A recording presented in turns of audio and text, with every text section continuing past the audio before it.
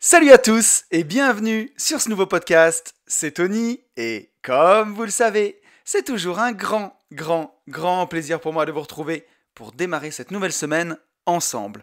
Pour tous ceux qui ne me connaîtraient pas et qui me découvriraient aujourd'hui avec ce podcast, je suis lotisseur, marchand de biens, investisseur et je vide mes investissements depuis 2018. J'ai écrit un livre qui s'appelle Riche de liberté, dans lequel je vous explique comment atteindre l'indépendance financière grâce à la division foncière, en faisant des divisions de terrain, des détachements de parcelles, des lotissements. La promesse, c'est d'arriver chaque année à dégager au minimum 50 000 euros de marge pour pouvoir se payer, pour pouvoir en vivre et pour pouvoir avoir un peu plus de temps pour faire ce qui compte vraiment pour vous. Le livre, il est dispo sur notre site www.abinvest.net/boutique ou alors vous allez sur mon Instagram @unevie-de-liberté, vous cliquez sur le lien dans la bio et là vous avez vraiment tout, vous avez tout ce que je propose, mon livre, ma formation ETF, enfin tout ce qui va bien. Vous avez même des stories travaux sur mon compte Insta où vous pouvez voir la division foncière en action des pelleteuses qui creusent et qui créent des lotissements. Et ce podcast dans lequel on se retrouve chaque semaine, il s'appelle lui aussi Une vie de liberté et on explore ensemble tous les moyens d'avoir une vie plus libre, que ce soit dans les poches, parce que voilà, il faut quand même un peu d'argent, mais surtout dans la tête, parce que voilà, si on n'est pas libre dans sa tête, je pense que tout est beaucoup plus compliqué. Je vais commencer ce podcast comme chaque semaine en remerciant tous les gens qui m'ont mis un commentaire suite au podcast de la semaine dernière. Un grand merci à Thibaut, Jérôme, Mathieu, Robin, Philippe, Antoine, Guillaume, Adriane, Nadège, Matt, Vincent, Vanessa, Caroline, Clément, Sam, Reda, Xavier, Seb, Olivier, Lynn, Devenir Rentier, Bloc Aventure, Secret du 21, ça ne s'invente pas, Anatole et Yasmine. Un grand merci à vous tous de prendre le temps de commenter le podcast. Ça me donne de la matière, ça me donne matière à réflexion aussi, et c'est vous qui le faites vivre, et c'est vraiment trop cool, parce que voilà, c'est pas grand chose, mais je sais ce que ça représente de prendre 5 minutes pour mettre un commentaire. Surtout pour certains, il y a vraiment des sacrés commentaires. Donc c'est vraiment top. Merci beaucoup à vous. Le petit point sur l'avancement des abonnés. On est 628 sur YouTube. Ça me fait vraiment hyper plaisir parce que au début, j'avais même pas mis le podcast sur YouTube. Je l'ai mis qu'après au moins une dizaine d'épisodes, je crois. Parce que je me disais que peut-être que YouTube, c'était pas pour les podcasts, c'était pas pour moi. Et quand je vois qu'on est déjà 628 et que voilà, on est en route pour les 1000, je trouve ça vraiment génial. Donc un grand merci à tous. On est 397 sur SoundCloud, presque 400. Sur Apple Podcast, là je vous remercie beaucoup parce que c'est ce qui aide vraiment à faire connaître ce podcast. On a 158 notes. C'est vraiment génial. Et 4 nouveaux commentaires. Donc un grand merci à Pierre-Yves, Monster George, Oasis 3000 et Atombox pour votre commentaire et la note 5 étoiles. C'est vraiment top. Merci beaucoup à vous d'avoir pris le temps de faire ça. Et pour ceux qui n'en ont pas assez de moi à m'écouter 1 heure par semaine dans ce podcast et 1 heure par semaine sur l'autre podcast, vous pouvez me suivre sur Instagram. C'est là où je suis le plus présent et d'ailleurs c'est quasiment là où seulement je suis présent. J'ai un compte Facebook, mais je ne suis pas un grand fan de Facebook. Donc si vous voulez me suivre sur Instagram, on est 3639, c'est incroyable. Donc rejoignez-moi sur Insta. J'essaye de mettre au moins 2 posts par semaine et je suis assez présent en story. Donc voilà. Et encore un grand merci à tous ceux qui prennent le temps de faire vivre ce podcast. J'aime bien insister là-dessus parce que voilà, c'est trop cool de m'écouter, ça me fait trop plaisir et d'interagir, c'est génial. Pour les petites news, je voulais vous parler d'un podcast de mon pote Nicolas Popovic qui a fait un podcast justement sur les podcasts. Alors je sais pas si vous l'avez écouté, mais je l'ai trouvé super intéressant. Et en plus dedans, il parle de moi. Donc ça m'a fait très plaisir. Il parle de moi et de Pauline qui a le podcast Le Gratin. Donc je sais pas si on peut nous mettre sur le même rang parce que Pauline c'est quand même la boss du podcast game français. Donc, mais ça fait plaisir d'être cité avec elle dans un podcast, c'est vraiment trop bien. Et le podcast est super intéressant, ça explique tout sur les dessous du podcast. Nico, c'est vraiment un passionné de ça. Et entre amoureux du podcast, on se comprend, parce que le podcast, c'est vraiment trop cool. Donc voilà, si vous voulez aller écouter, j'ai beaucoup aimé cet épisode. Et je voudrais aussi, dans les petites news, juste faire une petite dédicace à tous les gens qui m'ont envoyé un mail ou alors un message privé sur Insta. J'ai reçu beaucoup de témoignages d'amour cette semaine. Alors, je sais pas pourquoi cette semaine, mais voilà, il y a des témoignages que je peux pas partager justement parce que ils sont très intimes, mais des témoignages de gens que le podcast a vraiment aidé à avancer dans la vie et qui ont eu des réussites derrière et qui se sentent mieux, a priori grâce au podcast. Donc ça m'a touché énormément et voilà, vous vous reconnaîtrez. Je vous fais une grosse dédicace et merci pour ces messages. Je vous propose qu'on revienne sur le podcast de la semaine dernière, un podcast sur l'effet de levier, un podcast qui vous a beaucoup plu et je suis bien content parce que j'ai vraiment beaucoup aimé le faire.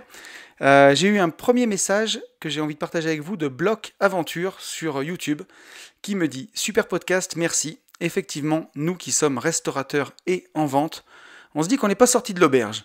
On en profite pour rénover un appart et faire des travaux au resto. Ton livre est prévu d'être acheté au mois de février pour étudier de nouveaux horizons. » Alors je connais pas ton prénom, mais merci beaucoup à toi. Et effectivement, par rapport à l'effet de levier, voilà, quand on est restaurateur, c'est un peu comme le métier que je faisais. On crée un peu son propre boulot et c'est compliqué et surtout en ce moment, voilà, on empêche les restaurateurs de travailler. Donc c'est compliqué de faire du chiffre quand on n'a pas le droit d'ouvrir et ça paraît complètement fou. Mais c'est encore une des raisons pour lesquelles il faut absolument se diversifier. Même quand on pense qu'on a la martingale, qu'on a un job qui marche à fond, quand on dépend d'une seule source de revenus, on le voit là, avec un virus qui vient de nulle part, on ferme les restaurants, on ferme les salles de théâtre, on ferme les cinémas. Et tous les gens qui avaient des business comme ça et qui ne vivaient que de cette seule source de revenus, voilà, c'est un colosse au pied d'argile en fait. Donc même si on a un super business qui crache à fond, faut penser à diversifier ses sources de revenus. Et c'est ce que tu fais avec la rénovation d'un appart, donc bravo à toi en tout cas. On a un commentaire d'Anatole. Anatole qui me dit, il cite le podcast et il dit « Ils ne peuvent pas passer 2 heures par jour à lire, mais ils peuvent faire 2 heures la queue au McDrive. » Il me dit « Celle-là, garde-la en punchline au prochain EP. » Ouais, ça me fait penser que ça fait longtemps que j'ai pas fait de freestyle sur Instagram. On sait jamais, ça peut débarquer d'un jour à l'autre. Donc ouais, effectivement, c'est désolant de voir des trucs comme ça. Et j'en connais, donc ça fait flipper. Anatole qui me dit vraiment lourd l'épisode, j'ai trouvé très riche de contenu. Moi j'ai un appart en Airbnb, c'est clair que quand j'ai goûté au premier revenu ça fait drôle. Et là j'ai créé une marque de vêtements en ligne avec les signes du zodiaque. J'espère réussir dedans car côté pro ce n'est pas ouf malheureusement. Déjà, bravo Anatole, franchement c'est excellent. Tu vois, un appart en Airbnb, c'est sûr que quand nos revenus ne dépendent que de nos revenus du travail, la première fois qu'on goûte aux revenus passifs, et en plus là c'est un Airbnb, donc tu as l'effet de levier de la LCD, donc tu touches bien plus que si tu avais juste un loyer qui vient à peine rembourser le crédit et les impôts, ou qui fait pas beaucoup de cash flow. Là c'est génial, et effectivement ça fait drôle, on se rend compte de la puissance des revenus passifs, ça donne envie d'en faire plus, et là tu as créé une marque de vêtements, donc félicitations à toi. Et voilà, et ouais, c'est sûr que si côté pro, comme tu dis, c'est pas ouf, raison de plus pour se créer plusieurs sources de revenus. Et c'est vrai que c'est top. Donc félicitations, ça me fait plaisir de voir que j'ai des auditeurs qui se bougent, c'est vraiment trop cool. Et on a un commentaire de Yasmine. Yasmine qui m'a fait un roman que j'ai dû élaguer. Il est vrai que les pyramides auraient été construites entre autres grâce à l'utilisation de leviers. Pour Kiyosaki, je partage de mon point de vue pour avoir écouté plusieurs livres. Il engage surtout à créer des revenus passifs via l'immobilier et aussi à monter une entreprise et vivre dessus en donnant l'exemple de grands patrons qui ne possèdent ni leur maison ni leur voiture, qui appartiennent à leur société. Et aussi son credo, c'est quand même l'éducation financière. Il explique en effet très bien dans le cadran du cash flow de mémoire que le salaire est le revenu le plus taxé par rapport à être à son compte.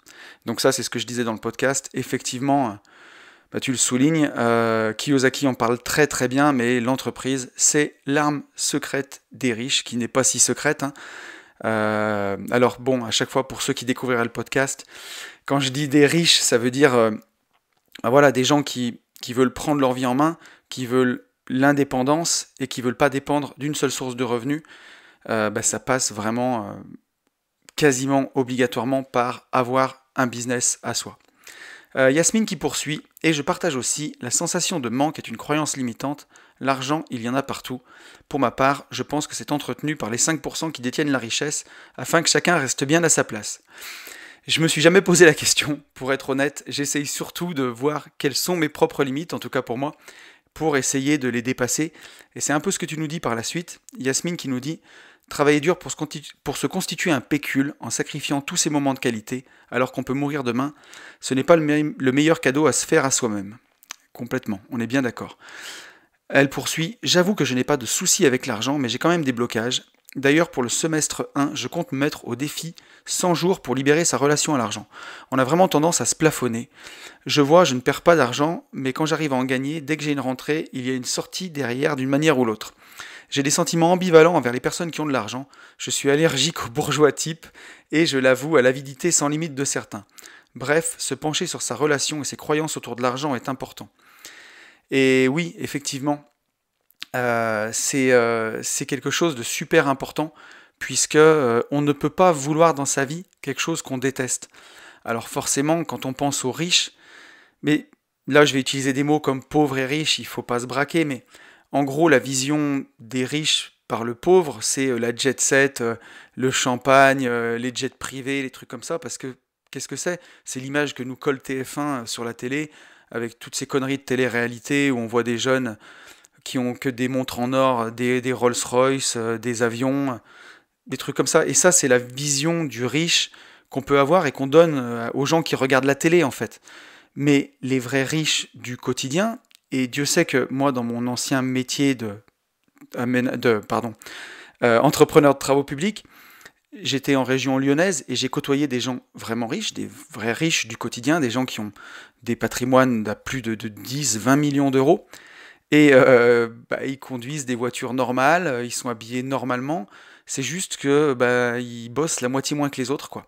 Ils sont en vacances tout le temps, ils profitent, ils ont souvent des jolies maisons, mais c'est pas des gens qui ont du luxe extravagant. Moi, je mangeais avec le midi dans un restaurant, un repas ouvrier à 13, 14 balles au restaurant. Ça leur allait très bien. C'est juste que voilà, une semaine ils pouvaient être là et la semaine d'après ils pouvaient être aux Maldives et après ils bossaient encore une semaine et ainsi de suite. Donc la vision des riches qu'on veut nous mettre, c'est pas la vision des riches, des vrais riches qu'on peut rencontrer dans la vie. En tout cas, c'est mon avis.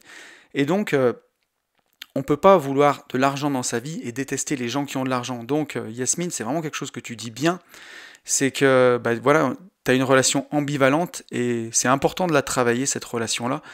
Ça me fait penser à notre cher ancien président François Hollande qui disait je n'aime pas les riches. Et que pour lui, riche, c'est quelqu'un qui gagne plus de 4000 euros par mois.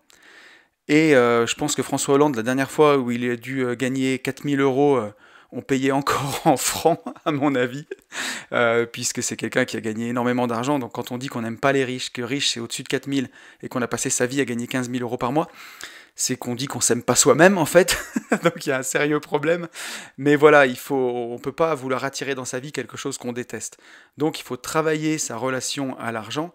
Et après l'argent, je veux dire, on peut être quelqu'un de bien et avoir de l'argent. On peut être un sacré connard et avoir de l'argent.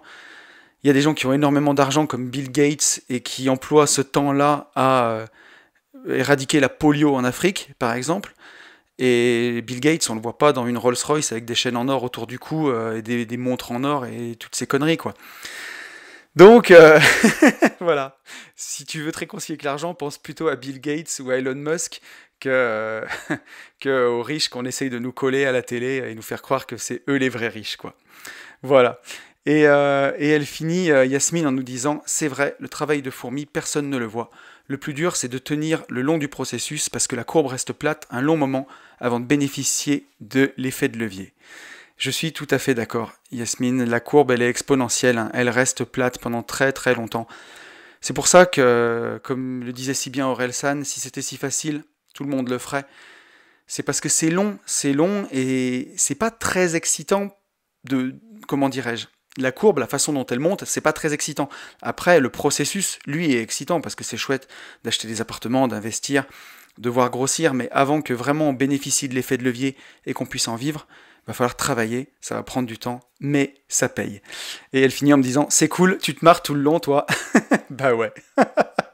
Le mec qui rigole tout seul, je sais pas si c'est de la folie ou...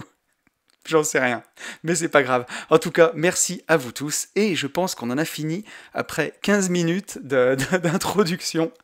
Je crois que mon petit hater qui m'a mis un message l'autre jour va être content. 15 minutes avant de démarrer le podcast, c'est cool. Et on va parler du sujet de la semaine.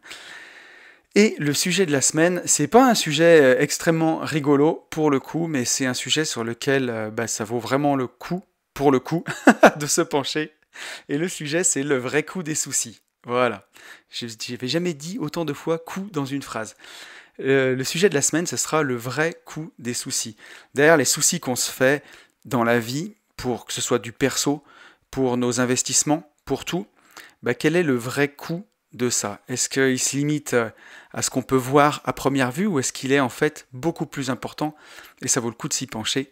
C'est ce qu'on va voir pendant tout ce podcast. Alors pourquoi j'ai eu envie de parler de ça?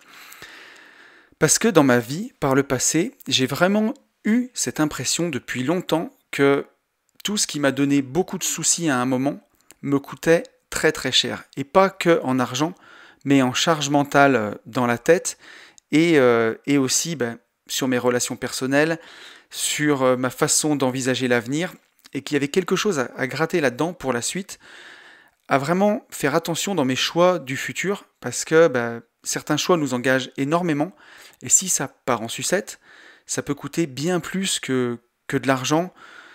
Ça peut coûter du temps, ça peut coûter des relations qui peuvent nous faire coûter de l'argent, et ainsi de suite. Pour vous donner des exemples, la première fois que j'ai investi dans l'immobilier, j'ai acheté un immeuble de rapport, et j'étais pas formé du tout. C'était en 2008, à une époque où Cédric Anissette n'avait pas encore publié une seule vidéo sur YouTube. C'était un monde différent. Facebook existait depuis 3 ans. Il n'y avait pas tous les groupes de Facebook. On parlait d'indépendance financière sur Internet, mais seulement sur des forums. Moi, j'y avais pas accès. Et je m'étais dit, je vais acheter un immeuble pour investir pour ma retraite. Vraiment, hein, c'était comme ça à l'époque. J'avais lu, je crois, mon premier livre qui était, j'avais même pas lu, non, je pensais avoir lu Tout le monde mérite d'être riche, Tout le monde mérite d'être riche d'Olivier Seban. Je crois que je l'avais même pas lu à l'époque. Donc j'étais pas formé, j'ai acheté cet immeuble.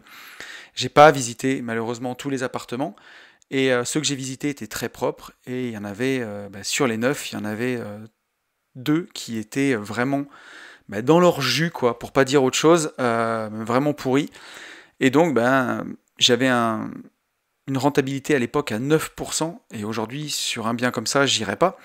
Et voilà, et donc il a fallu que les 4 premières années, je rame pour rénover les appartements, à la fois sur mon temps, mais sur mon argent, et remettre tout ça d'aplomb. Aujourd'hui, ça roule, mais ça a été très difficile à l'époque, je m'en rappelle, et j'ai investi derrière, la fois d'après, seulement 4 ans après, j'ai réinvesti seulement en 2012, parce que ça m'a fait tellement de soucis de devoir retaper ces appartes et de me dire est-ce qu'il va y avoir d'autres problèmes, que je me suis dit je peux pas m'engager dans un autre projet, sinon je pourrais pas tout assumer.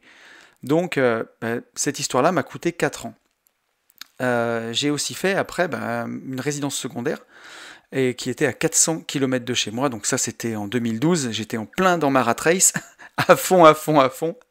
Voilà, et c'est moi qui ai suivi tous les travaux, qui ai fait toute la maîtrise d'œuvre de cette maison.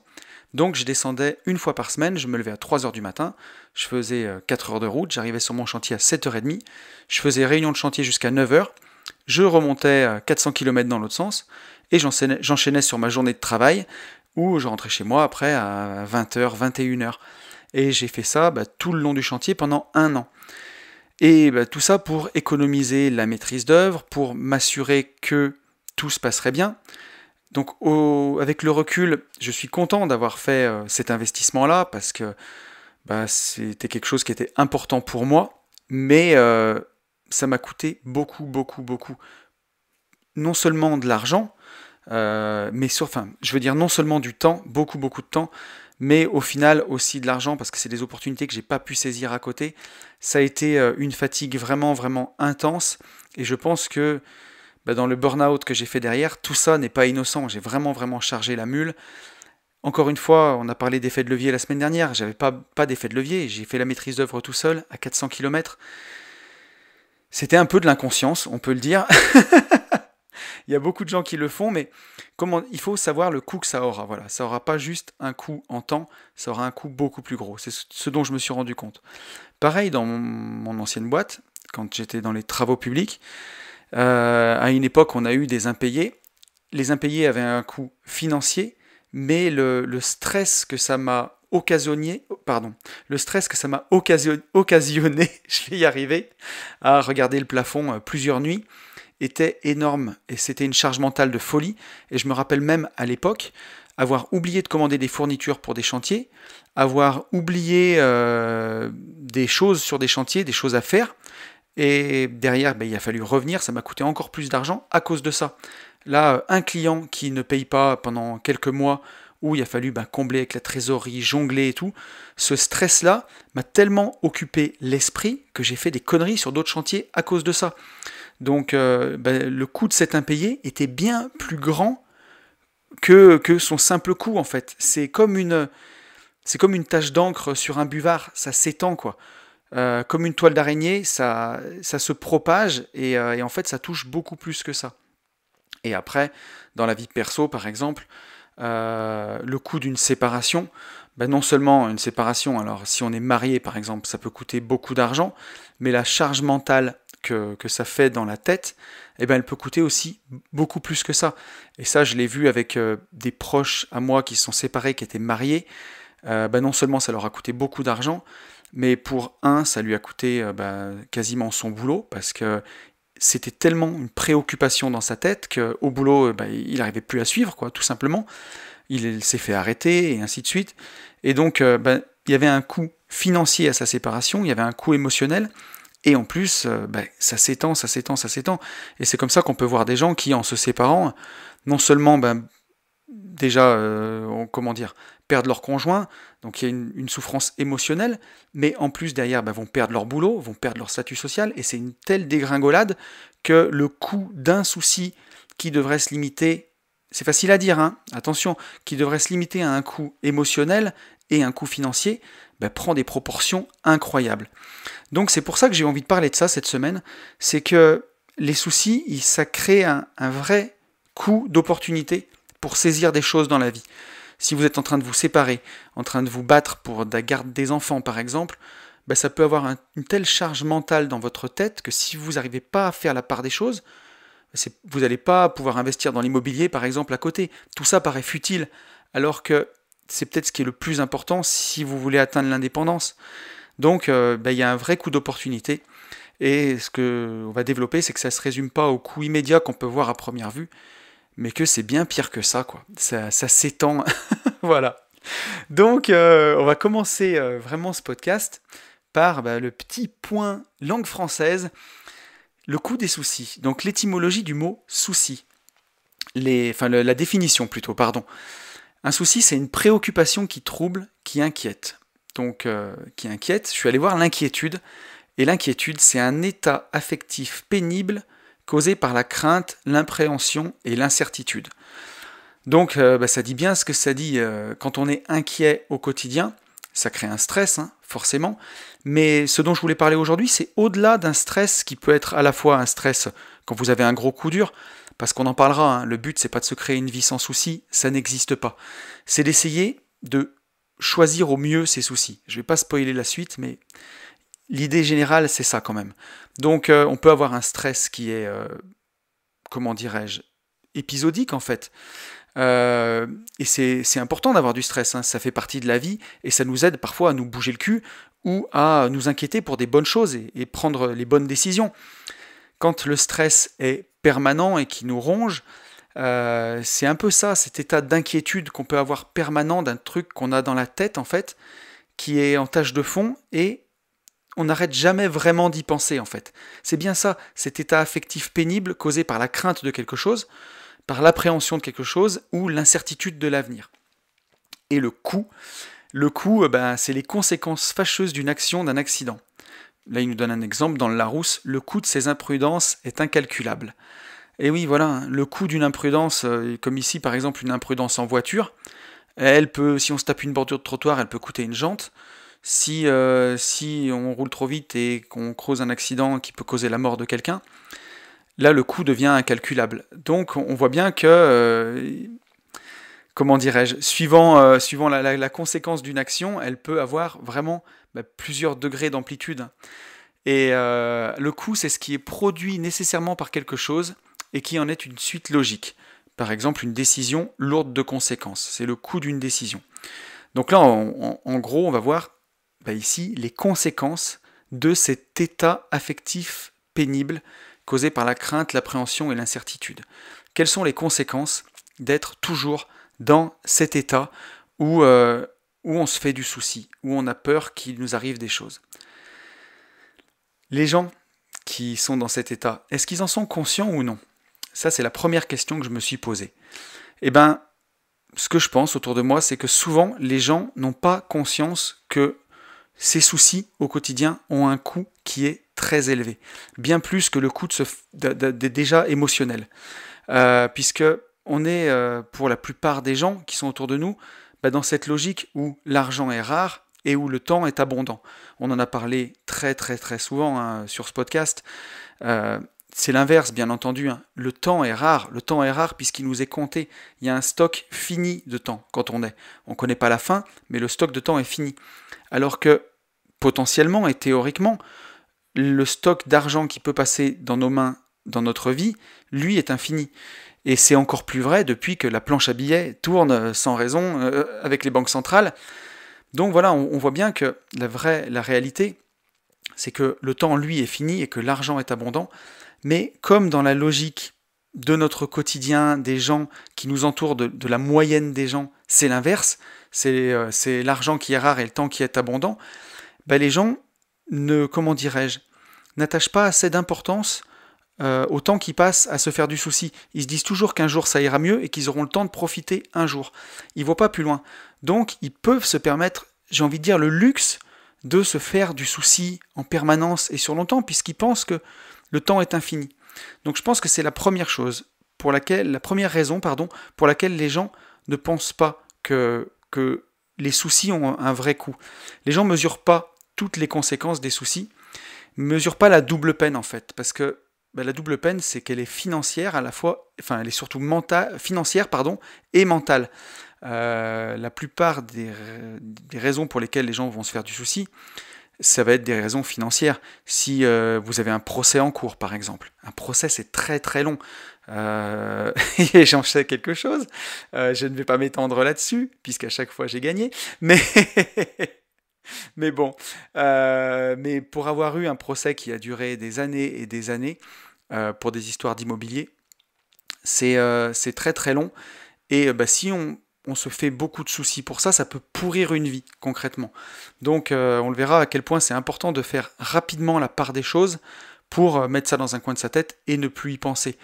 Il y a forcément une épée de Damoclès financière, mais c'est dommage de se faire une double peine avec une épée de Damoclès mentale, en fait, qui n'est pas une épée de Damoclès d'ailleurs, avec une charge mentale quotidienne d'y penser. Ça, c'est la deuxième punition.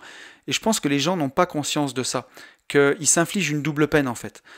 Si on subit une perte et qu'elle nous fait beaucoup de soucis et beaucoup de peine, c'est dommage d'aller s'infliger une deuxième peine en se culpabilisant par exemple, ou en se faisant du mal et en se flagellant de ça.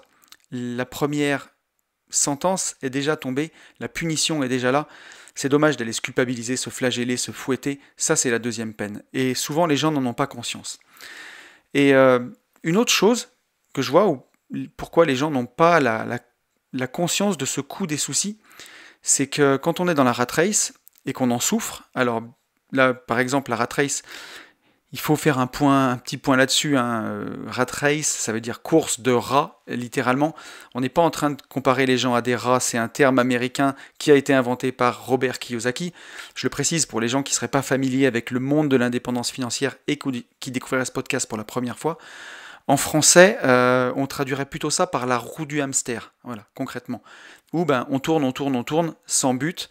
On achète une voiture pour aller travailler, on travaille pour rembourser le crédit de la voiture qu'on vient d'acheter, dédicace à Orelsan, c'est ça la rat race, c'est la roue du hamster en français.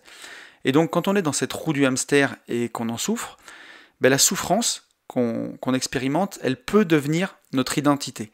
Et ça, c'est très très dangereux et c'est quelque chose dont je peux parler sans problème puisque c'est ce qui m'est arrivé. C'est de se dire, on n'a rien sans rien, quoi. Il faut souffrir pour réussir, il faut brûler sa vie, il faut se faire mal pour que ça paye. Et on l'a vu avec le podcast de la semaine dernière sur l'effet de levier, c'est une croyance, c'est pas vrai du tout. Je connais des gens qui sont hyper riches et qui se font pas mal du tout. Ils sont malins. Voilà. Et je connais des gens qui travaillent des heures et des heures comme je pouvais le faire, qui se fatiguent et qui s'épuisent, qui arrivent à gagner correctement leur vie, mais il y a un prix qui est énorme en fait. Et ce coût des soucis qu'on a au quotidien, à un moment, c'est comme si on lui donnait un sens en fait. On souffre tellement au quotidien de ces soucis-là qu'on en fait une raison de vivre. Et en mettant en avant la souffrance, en s'identifiant à notre souffrance et à s'inventer un sacerdoce, quoi, une raison de vivre, je porte ma croix, quoi, clairement, hein, on est en train vraiment de se fourvoyer et c'est vraiment dangereux. On le voit par exemple avec les gilets jaunes qui s'identifient à leur travail, qui s'identifient à leurs conditions de vie, à leurs croyances politiques par exemple. N'importe qui demain peut décider de changer, de basculer sur un autre job, de se former, de faire un job à effet de levier et changer complètement de vie. En mettant en avant sa souffrance et en faisant un sacerdoce, on se condamne soi-même. Et là, il y a un vrai coût des soucis. Et le coût de ces soucis, c'est notre vie en fait. Les soucis nous coûtent notre vie, clairement. Donc ça, il faut y faire très attention. Et j'en parle avec une grande bienveillance, puisque à l'époque où j'étais entrepreneur de travaux publics, j'avais l'impression dans ma tête de sauver le monde. Je me disais, j'ai 35 salariés, je crée 35 emplois, grâce à moi, je fais vivre 35 familles, et c'est dur, et les clients me respectent pas, mais j'ai un fardeau à porter, et j'en chie, mais grâce à ça, je gagne bien ma vie, et ainsi de suite. Et je mettais en avant cette souffrance, et ça, voilà, c'est complètement con, en fait, et comment dirais-je, tous les soucis que je me créais, en fait, je leur donnais un sens, plutôt que de me remettre en question et de me dire, est-ce que je peux pas gagner autant ma vie, gagner mieux ma vie, sans me faire autant de mal et sans me faire tout ce souci, je partais du principe que le souci était là, et plutôt que de le voir d'une façon vaine, je me disais, je vais en faire une raison de vivre, en fait. Alors c'est insidieux, hein, mais en fait, on n'est pas notre souffrance, et on n'est pas notre souffrance pas plus que si demain vous avez un rhume, vous n'allez pas vous définir comme moi je suis un enrhumé, je fais partie de la team enrhumé, un rhume c'est un rhume, quoi. Vous pouvez pas vous identifier à un rhume et dire que c'est votre personnalité d'être enrhumé. Là c'est la même chose, on peut pas faire de sa souffrance sa raison de vivre, c'est très dangereux de s'identifier à ça, parce que ça nous condamne et ça nous met dans une case. Voilà. En tout cas, c'est ce que je pense. Pour terminer sur ce petit paragraphe, sur savoir si les gens ont conscience du coût des soucis, je pense qu'il y a un autre gros effet pervers, c'est que notre société a déconnecté aussi le résultat des efforts qu'on y passe. Je vais m'expliquer, mais c'est avec l'émergence de ces bullshit jobs, où il y en a de plus en plus des gens qui ont un emploi, malheureusement, mais qui ne sert à rien. Et j'en ai vu énormément à l'époque où, mon premier boulot, je travaillais en usine chez Rockwool, et il y avait des gens qui étaient dans mon service, alors bon, il y a prescription maintenant, si jamais ils écoutent, je suis navré, mais qui ne servaient à rien, quoi. Ils avaient un emploi fictif, un truc qui ne servait à rien. Ils saisissaient de l'informatique, mais on les voyait errer dans l'entreprise, et quand je leur demandais d'expliquer leur boulot, de savoir ce qu'ils faisaient, ça prenait un quart d'heure à expliquer, et en général, quand ton boulot prend un quart d'heure à expliquer, c'est que ton boulot ne sert à rien. C'était de la saisie de bons, du contrôle, mais vraiment des boulots qui servaient à rien. D'ailleurs, il y a un livre qui a été écrit là-dessus, sur les bullshit jobs, ça serait bien que je le lise. Mais un jour, j'avais écouté une émission, à l'époque où j'écoutais encore la radio, de quelqu'un qui faisait de l'audit d'entreprise, et en fait, il expliquait que dans une entreprise où il était allé, il y avait tout un service qui, en gros, creusait un trou, et tout un service qui rebouchait le trou. Et la solution qu'il avait trouvée pour faire gagner de l'argent à l'entreprise, c'est de supprimer ces deux services, parce qu'il y avait deux services qui ne servaient à rien. Et c'était pour du du contrôle ou de l'audit, je crois. Enfin, en tout cas, ils avaient trouvé une solution beaucoup plus simple, ça ne servait à rien. Bien sûr, l'entreprise a refusé parce qu'on ne pouvait pas supprimer ses emplois.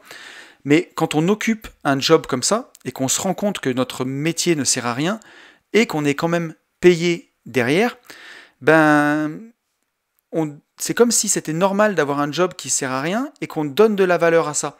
Donc en fait, les gens peuvent péter un câble parce qu'ils peuvent stresser de ne rien faire. Et moi j'ai vu des gens comme ça qui étaient angoissés d'avoir un job qui ne servait à rien, parce que du coup, ben, tout perd son sens, plus rien n'a de sens. Et on se met à stresser au travail pour des choses qui n'ont aucun sens. Notamment dans cette entreprise, c'était des gens qui faisaient de la saisie de bons informatiques. Cette saisie, elle aurait pu être faite déjà par un ordinateur, et une fois que la saisie était faite, que le tableau donnait des résultats, c'est des résultats qu'on n'exploitait pas parce que c'était obsolète dans le process. Donc cette personne-là, elle passait son temps entier, sa journée entière à saisir des bons pour faire des graphiques que personne ne regardait. Et donc, elle stressait parfois parce que plus ça allait, plus on lui posait de bons à saisir, mais au final, ça servait à rien. Et donc, comme son job n'a aucun sens, comme elle est payée pour quelque chose qui n'a aucun sens, elle stressait et elle pensait même pas à remettre son job en question. C'était ça qui était fou.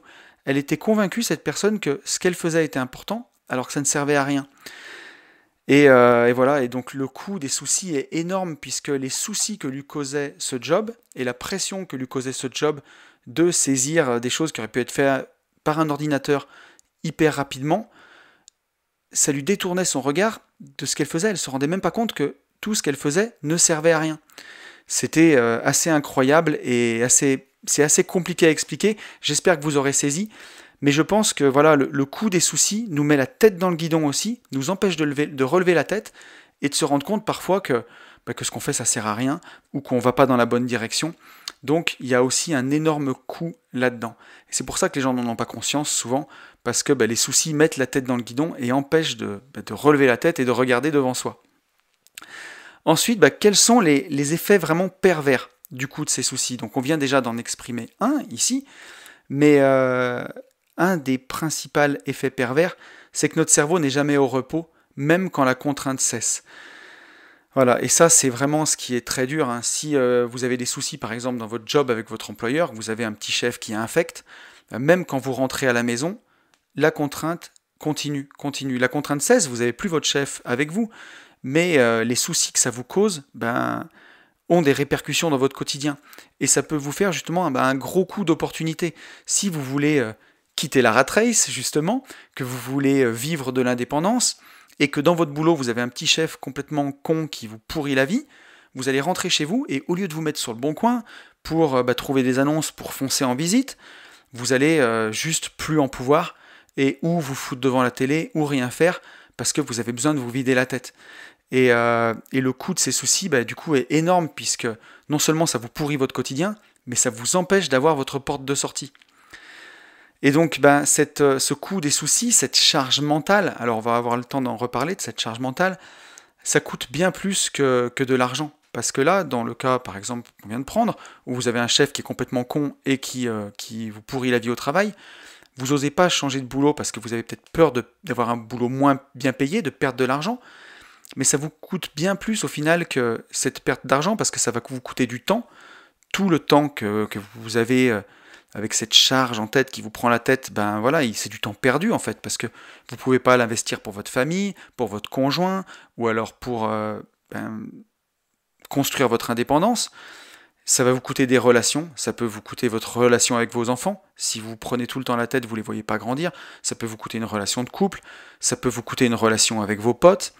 Et derrière, tout ça coûte au final encore plus d'argent derrière. Parce que si ça vous coûte votre relation de couple, ça peut vous faire un divorce, qui peut vous coûter encore plus cher, et ainsi de suite, et ainsi de suite. Et le coût d'opportunité, puisque pendant que vous êtes en train de vous prendre la tête, vous n'êtes pas en train d'investir, et donc c'est de l'argent qui ne travaille pas, et ainsi de suite.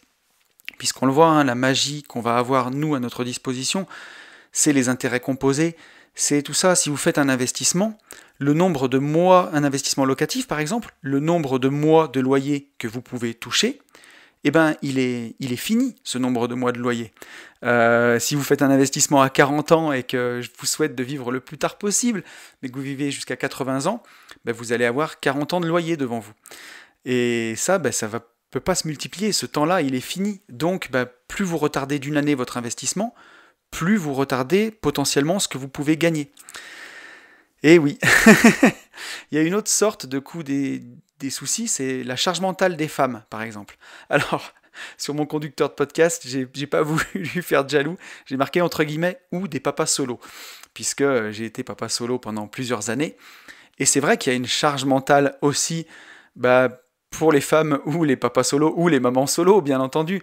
Mais voilà, quand vous avez tout un quotidien à faire tourner, des lessives, des courses, une maison, plus le boulot, plus tout le reste, penser à sa famille, penser à ses enfants et ainsi de suite, ça vous fait tellement de soucis dans la tête en permanence que vous n'êtes plus disponible, mentalement en tout cas, pour passer des bons moments, pour rire en famille, pour être heureux, mais pour aussi des relations intimes, quoi, clairement. Donc, le coût des soucis, il est aussi là. Donc c'est important d'alléger absolument ça.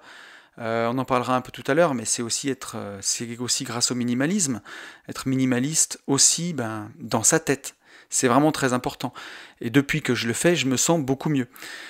On va avoir le temps d'en parler dans la suite du podcast. Un autre effet pervers du coup de ces soucis, c'est qu'on va être sans cesse ou dans le passé ou dans le futur, mais on n'est jamais dans le moment présent en fait. C'est pas un secret, mais ça craint vraiment. Et du coup, à cause de ça, on passe complètement à côté de sa vie quand on est tout le temps ou à ressasser le passé, parce qu'on a des soucis et qu'on se dit et qu'on s'inflige la double peine. Non seulement la peine de l'erreur qu'on a faite, plus celle de la culpabilité en se disant pourquoi j'ai fait ça, j'aurais jamais dû, j'ai tout gâché. On est dans le passé, ou alors dans le futur, si par exemple on peut prendre le procès, en se disant si je suis condamné, combien ça va me coûter, et ça craint, et ça me fait mal, et merde, et ainsi de suite. On est dans l'anticipation d'un futur, et jamais dans le moment présent. Donc c'est bien triste. On peut avoir aussi un des effets pervers du coup de ces soucis, c'est la paralysie, quoi. On n'agit plus, on est inactif. C'est typiquement ce qui m'est arrivé entre mon premier investissement et entre mon premier immeuble et mon deuxième immeuble. Il y a eu 4 ans, parce que voilà, j'étais tellement terrorisé à l'idée d'acheter un nouvel investissement où il y a des choses que j'ai pas vues, que j'ai payé ça par 4 ans d'inactivité. Donc ça craint, quoi. En tout cas dans l'investissement immobilier. Voilà. Et c'est exactement ça, c'est chat échaudé craint l'eau froide. Ça c'est la vieille expression à l'ancienne. Mais voilà, un chat qui a pris l'eau chaude, il craint l'eau froide. Donc si vous avez eu un gros souci, vous avez tendance à croire que tout est daubé et que jamais vous ne pourrez réussir. On peut croire qu'on est condamné à l'échec à cause des soucis. Et ça, c'est vraiment dramatique parce que chaque journée où vous vous levez, chaque nouvelle journée est une nouvelle opportunité d'investir, de réussir. L'avenir n'a rien à foutre de votre passé, concrètement. Vous pouvez chaque jour remettre tout en question, changer, vous former, faire des nouvelles choses. C'est pas parce que vous avez raté une fois que vous allez rater toujours. Et notre histoire, en tout cas l'histoire des investisseurs, elle est pavée de ce genre de choses. Combien de personnes ont connu le succès à 40 ans, à 50 ans, et on n'a pas l'impression de voir les 30 années d'échecs ou 20 années d'échecs qu'il y a eu avant ça. Et pourtant, on en parle souvent sur ce podcast, mais la réussite, c'est pas une affaire d'événements. On se lève pas un matin multimillionnaire avec une entreprise qui tourne et un patrimoine. C'est une affaire de processus. C'est des chantiers, voilà, c'est des habits pleins de plâtre, c'est des rendez-vous chez le banquier, c'est des lignes de crédit qui se remboursent petit à petit, c'est des prises de risques, c'est des arbitrages de patrimoine. Et un jour, voilà, la boule de neige est vraiment grosse et elle rapporte presque toute seule. Mais avant ça, c'est toute une affaire de processus. Donc voilà, et c'est pour ça qu'il faut absolument agir et pas croire qu'on est condamné à l'échec parce qu'on a eu un échec. C'est pas vrai. C'est pas vrai. Et voilà, donc on voit pas tous les échecs dans la réussite des gens, on voit pas le processus, on voit que l'événement. Et ça, c'est parce que c'est relayé comme ça dans les médias. Chaque fois qu'on fait un article sur quelqu'un, on a l'impression qu'il sort de nulle part. Et on voit pas tout le processus qu'il y a eu derrière.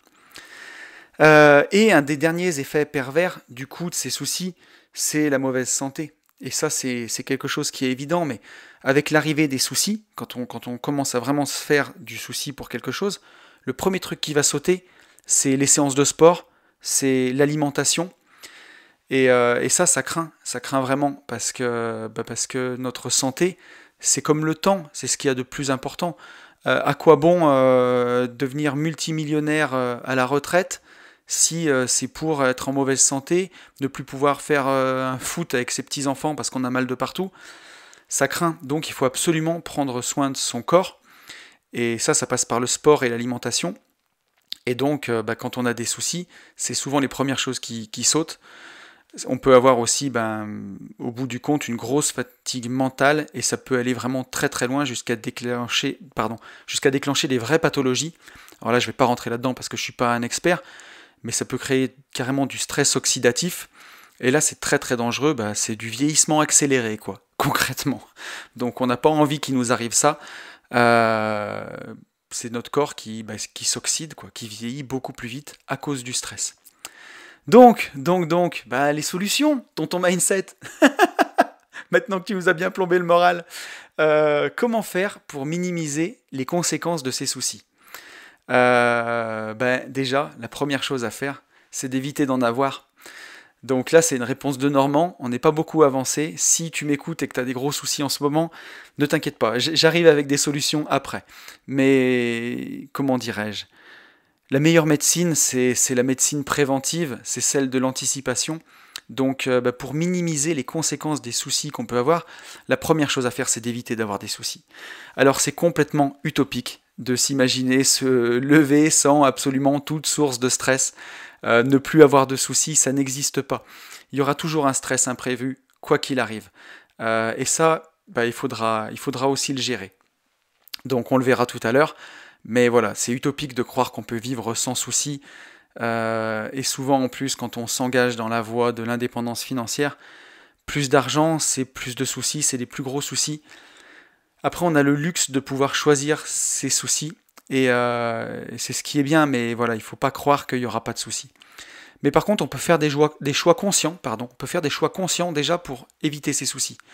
Par exemple, éviter d'aller acheter un immeuble de rapport à 20% de rentabilité dans les quartiers nord de Marseille, par exemple. Voilà, ça c'est faire des choix conscients pour éviter d'avoir des soucis.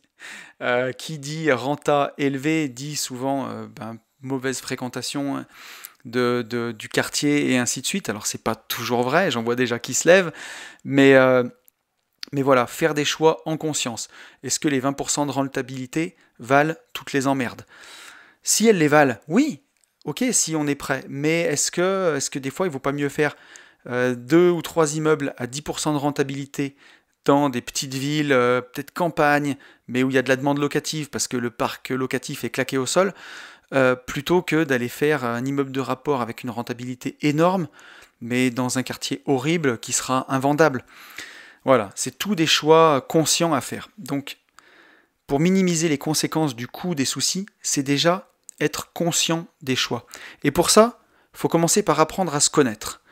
Et c'est se regarder dans un miroir, c'est repasser un petit peu sa vie dans sa tête, voir là où on a des forces, là où on a des faiblesses, être conscient de ça et ne pas se mentir. Par exemple, est-ce que vous êtes plutôt quelqu'un de manuel ou est-ce que vous êtes plutôt quelqu'un de cérébral avec deux mains gauches? Est-ce que vous êtes plutôt du matin? Est-ce que vous êtes plutôt du soir? Et ainsi de suite. Si vous êtes un vrai manuel et que les chiffres c'est pas votre truc, associez-vous à un pote à vous qui est un sacré bosseur et qui a une calculette à la place du cerveau. Si c'est l'inverse, si vous êtes un cérébral mais que vous savez pas tenir un marteau sans vous éclater un doigt, vous avez sûrement un copain avec vous qui rêve d'investir et qui a de l'or dans les mains. Voilà, c'est vous associer ensemble. Mais commencez pas un chantier si vous avez deux mains gauches.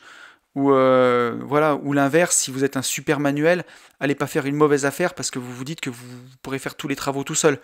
Donc, la première chose à faire pour éviter d'avoir des soucis, c'est justement ça. Apprendre à se connaître, savoir qui on est, quelles sont nos forces, quelles sont nos faiblesses. Et c'est pas grave, parfois, faut pas être déçu de soi-même. Alors, il y a plein de domaines où on peut s'améliorer, mais apprendre à se connaître, c'est super important et ne pas se mentir, voilà. Être honnête avec soi-même. Aussi, pour éviter d'avoir des soucis, avant de s'engager, c'est toujours réfléchir au coût pour s'en sortir. Alors ça, c'est quelque chose que je tiens de Jean Rivière. Il y a une époque où je l'écoutais énormément, aujourd'hui un petit peu moins, parce qu'il a un peu changé d'axe, mais à une époque, il parlait beaucoup de développement personnel, c'était passionnant, et il parlait quand on s'engage quelque part, toujours réfléchir au coût pour s'en sortir. Alors bien entendu, au coût financier, mais aussi au coût émotionnel, et au coût en temps. Donc voilà, pour éviter d'avoir des soucis, c'est toujours avoir un coût d'avance. Et ça, c'est super important. Si par exemple, vous allez faire une opération immobilière, et vous savez que autour, les voisins sont vraiment complètement cons, réfléchissez toujours à avoir un coût d'avance. C'est-à-dire que quand vous allez afficher votre permis de construire, constat d'huissier, levée du terrain par un géomètre, vraiment mettez tout de votre côté pour, si un jour vous avez quelqu'un qui attaque votre permis par exemple, pouvoir dégainer le bazooka parce que vous avez tout bien fait. Toujours avoir un coup d'avance. Alors, ça va pas faire plaisir, mais si vous vous mariez avec quelqu'un, faire un contrat de mariage par exemple, si vos patrimoines sont déséquilibrés. Voilà, si vous n'arrivez pas à en parler avec la personne de ce contrat, c'est peut-être que c'est pas la bonne. Mais voilà, parce que s'il y a des tabous, c'est peut-être que c'est pas très bon. Mais au moins le jour où, malheureusement, si ça vous arrive, et je ne vous le souhaite pas, l'amour s'est en allé et qu'il faut vous séparer, vous y avez pensé avant. Il n'y a pas de surprise. Vous savez à quelle sauce vous allez être mangé. Donc, c'est bien de toujours avoir un coup d'avance. Vous ne pourrez pas anticiper tous les soucis, c'est complètement utopique de le croire. Mais si vous pouvez déjà en anticiper rien que 50%, c'est déjà plutôt bien.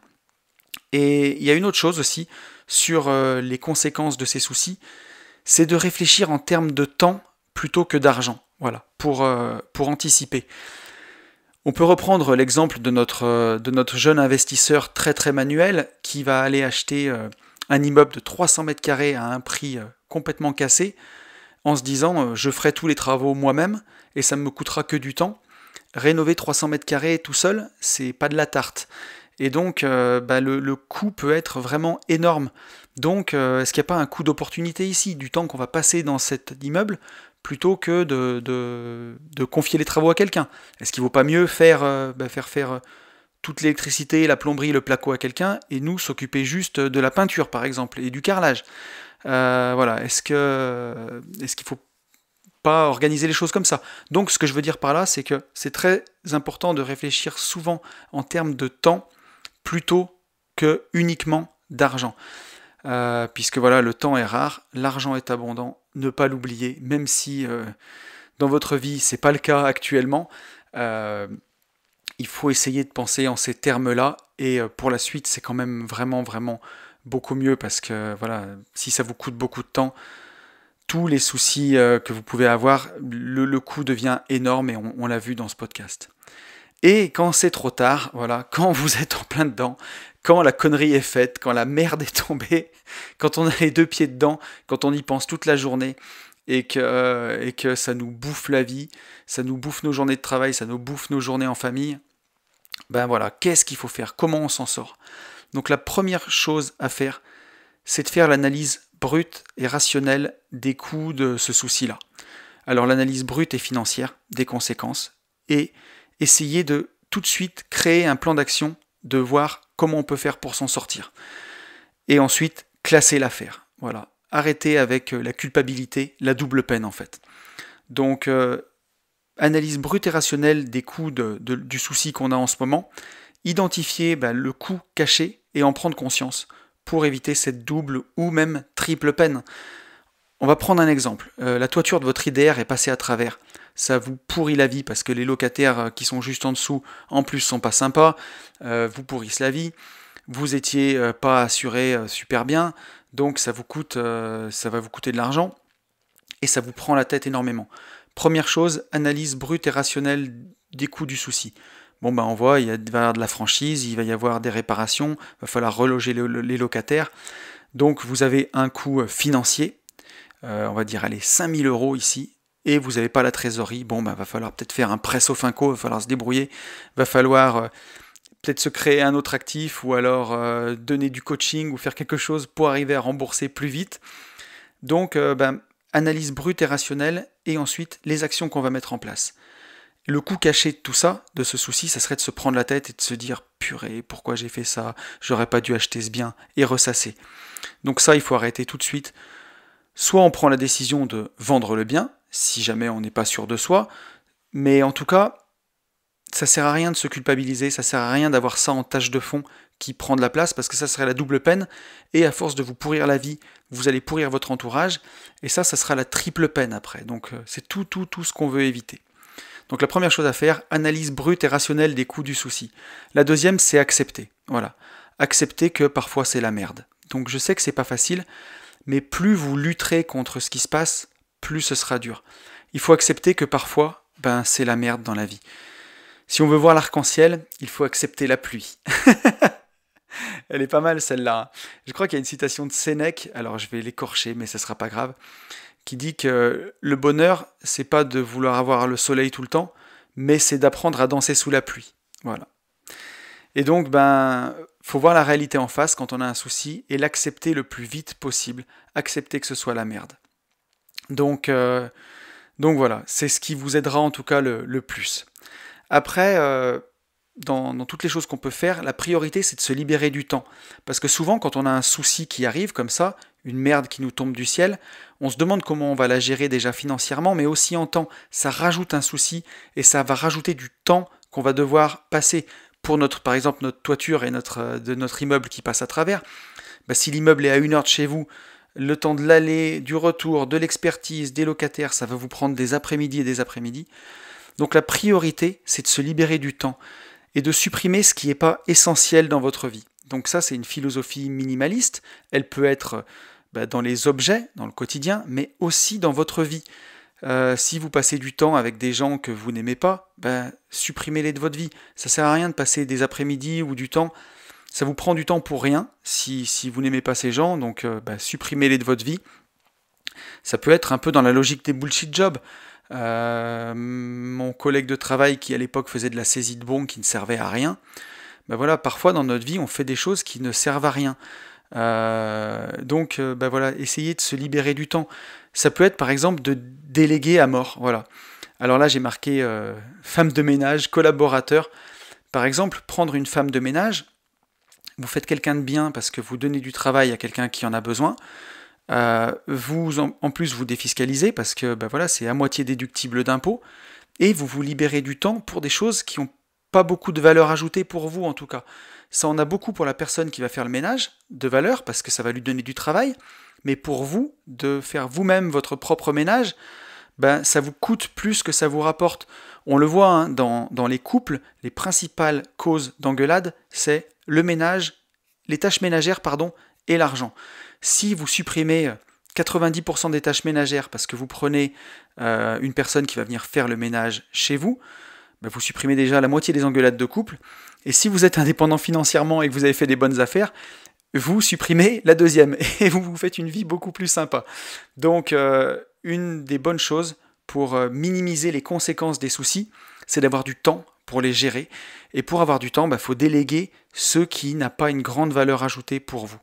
Donc tout ce que vous pouvez déléguer à vos collaborateurs, par exemple, si vous êtes entrepreneur, ou même à des freelances, hein, ou en tout cas aux gens qui collaborent avec vous. Pour quelqu'un qui fait par exemple de la division foncière, ça peut être délégué à des agents, la vente des terrains à des agents immobiliers.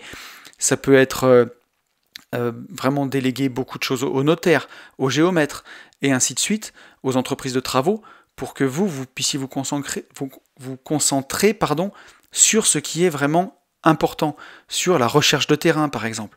Mais si vous décidez de vendre vos parcelles vous-même, ça vous prend beaucoup de temps, c'est pas votre métier, parce que la vente c'est un métier, donc il vaut mieux déléguer ça à quelqu'un dont c'est le métier, et si un jour vous avez un souci, vous aurez du temps pour le gérer. Donc ça c'est très important. Il y a une autre chose aussi qui aide, c'est de méditer. Même si c'est difficile, parce que quand on a des soucis, on l'a vu, hein, le sport, l'alimentation, c'est les premières choses qui vont voler en l'air, et la méditation aussi. Donc pour ça, il faut méditer tous les jours, si vous le pouvez. C'est des plus beaux cadeaux que vous puissiez vous faire. Moi je le vois, les journées où la méditation elle saute, souvent c'est des journées qui sont moins bonnes que les autres. Donc c'est très important, et même si c'est difficile, parce que vous avez des soucis, parce qu'on a envie de faire tourner sa tête pour résoudre le problème, parfois la solution est en soi, et pour arriver à l'écouter, il faut faire taire ce bruit mental de réfléchir en permanence, et donc ça passe par la méditation.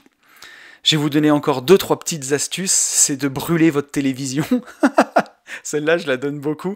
Mais moi, je m'en souviens qu'à une époque, quand j'avais fait mon burn-out, à une époque où j'avais vraiment beaucoup de soucis, je ne supportais même plus de regarder la télévision, puisque de voir qu'il y avait eu un massacre, ou encore un attentat, ou un enlèvement, ça me rajoutait tellement de stress par-dessus les soucis que c'était insupportable. Donc quand vous avez des soucis, quand vous êtes en train de subir le coût de ces soucis dans votre vie, vous évitez toutes les autres sources de stress et de négativité, c'est hyper important. Et la télé, une télé, ça sert à vous mettre la publicité chez vous, à vous vendre des trucs, à faire du temps de cerveau disponible à Coca-Cola, comme disait l'autre. Et donc ça ne passe que par les mauvaises nouvelles. On vous fait bien peur, on vous vend un truc. On vous fait bien peur, on vous vend un truc. Donc la télé, c'est une source à négativité. Donc voilà, brûlez-la, jetez-la, n'en mettez pas. Une autre chose qui peut beaucoup aider, et qui en tout cas est très efficace pour moi quand je sens que les soucis prennent trop de place, c'est une balade dans la nature. Ça paraît tout bête, mais c'est très apaisant. La nature est apaisante. Je pourrais vous donner plein de raisons, mais ça n'aurait pas beaucoup de valeur ajoutée. Un jour, on pourra en parler si vous voulez. Mais c'est ressourçant, ça fait du bien, ça oxygène, ça berce, ça permet de méditer aussi d'une certaine façon, et ça fait vraiment du bien. Je vous conseille juste une chose, c'est de l'expérimenter. Si vous avez des soucis, allez marcher 1 heure en forêt, et vous m'en direz des nouvelles. Et la dernière chose, puisqu'on est déjà à plus d'1 heure de podcast, la dernière chose qui peut vraiment vous aider avec le coût des soucis, c'est d'avoir ce que les Américains appellent le fuck you money. C'est l'argent qui permet de dire merde. Et donc, on en parle beaucoup dans ce podcast, mais l'indépendance financière, le fait d'avoir de l'argent de côté, de l'argent investi, le fait de pouvoir avoir des revenus passifs, ça vous enlève dans un monde comme le nôtre, où on est dans un monde où le matériel compte beaucoup. On peut être d'accord, on peut être pas d'accord, mais c'est juste comme ça. Quand vous avez réussi à économiser de l'argent, que vous avez 3 ans de salaire sur votre compte, si votre petit chef au boulot vous manque de respect une fois de plus, vous lui dites juste fuck you et vous partez. Et vous avez 3 ans de salaire sur votre compte, vous pouvez saisir un autre boulot, avoir du temps pour vous retourner, si ça vous chante, même prendre 1 mois pour vous reposer et bosser sur d'autres projets. Vous avez le pouvoir. Vous avez le pouvoir. Donc, voilà, avoir le fuck you money, ça permet aussi de minimiser les conséquences de ces soucis. Si vous avez la toiture de votre IDR qui passe à travers, mais que vous avez 3 ans de cash flow sur votre compte, le souci n'est pas le même que s'il vous reste juste 100 balles, quoi. Donc c'est dur, c'est brutal, mais c'est la réalité. Dans notre monde, l'argent vous sauvera pas de tout. L'argent vous fera pas rendre quelqu'un amoureux de vous. Si vous n'êtes pas occupé de vos enfants, l'argent ne les fera pas revenir, malheureusement.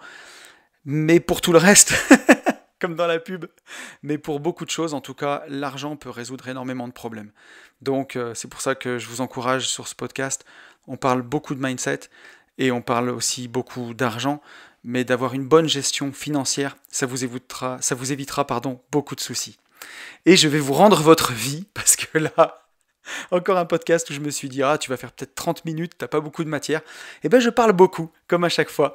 Je vais pas vous prendre plus de temps. Je vous souhaite le meilleur, vraiment. Je vous souhaite que, si vous avez des soucis actuellement, ils prennent pas trop de place. Je vous souhaite avec ce podcast d'avoir peut-être un peu plus de clés pour arriver à le gérer et avoir une vie où vous aurez plus de choix conscients, parce que c'est ça qui est vraiment important. Je vous souhaite vraiment le meilleur, et vous le savez, je vous souhaite par-dessus tout de vivre libre.